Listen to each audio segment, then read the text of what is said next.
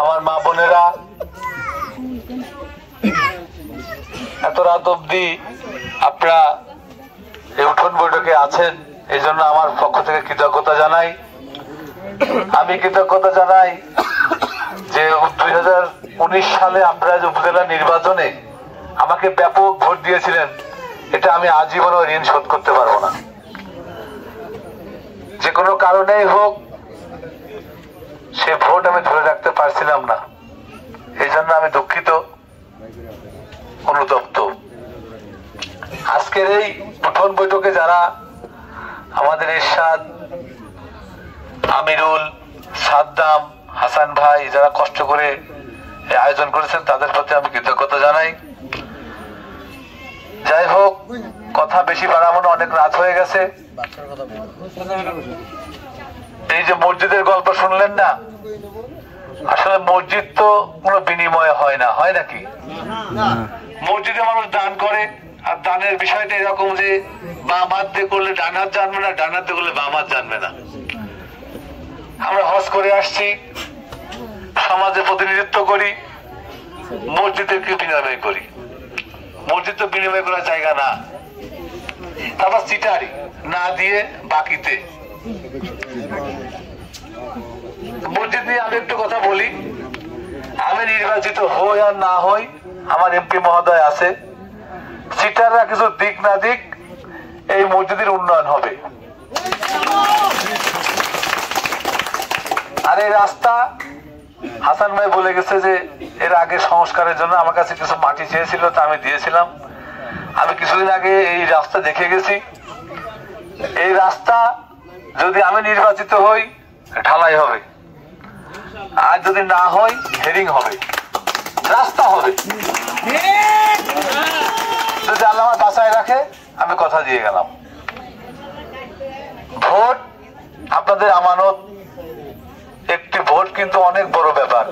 আপনাদের একটি ভোটে হয় আমি কিংবা আরেকজন উপজেলা চেয়ারম্যান হবে।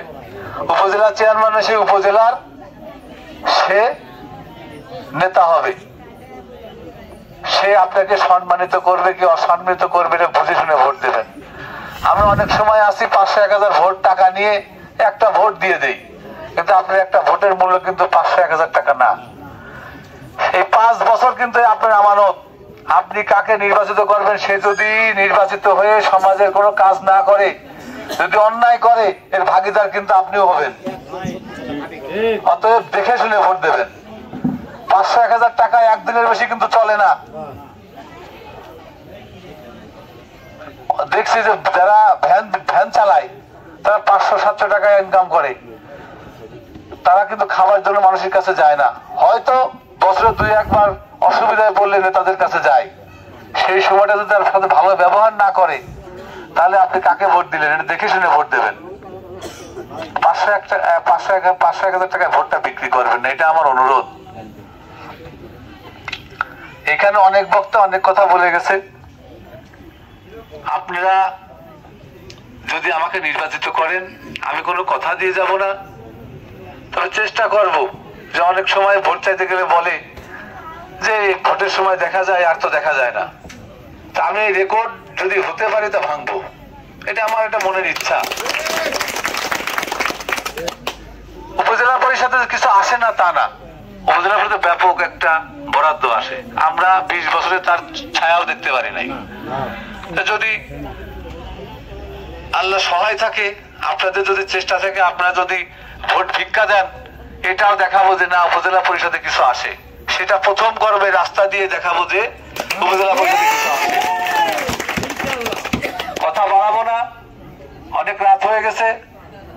আপনাদের কাছে ঘোড়া মার্কা প্রতীকে ভোটে ভিক্ষা চেয়ে আর একটা কথা বলি। এবার যে নির্বাচন গতবারের মতো না। এই নির্বাচনের প্রশাসনের উপরে আমার 100% আস্থা আছে। আপনারা নিশ্চিত থাকেন, এই ভোটের দিক কেউ তাকাইতেও পারবে না। ভোট তো কেটে এবং ই করে নেওয়ার তো দূরের কথা, ভোটের দিক তাকানোর ক্ষমতা কারোর থাকবে না, সে যত বড় মস্তানি হোক।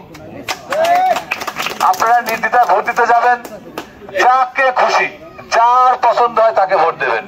আমাকে ভোট দিতে হবে এমন কোনো কথা না। আমি তো খারাপ মানুষ হতে পারি, তবে সবাই খোকসার মানুষ। কার কতটুক জ্ঞান আছে, কার কতটুক সমাজের কাজকর্ম আছে, কে ভালো মানুষ কে মনে হয় আপনারা সবাই জানেন। যদি কেউ না জানেন তার সম্পর্কে জেনে নেবেন যে অমুকের ক্যান্ডিডেট বাড়ি অমুক জায়গা, তার আসলে সে শিক্ষিত কি অশিক্ষিত, সে ভালো কাজ করে কি মন্দ কাজ করে।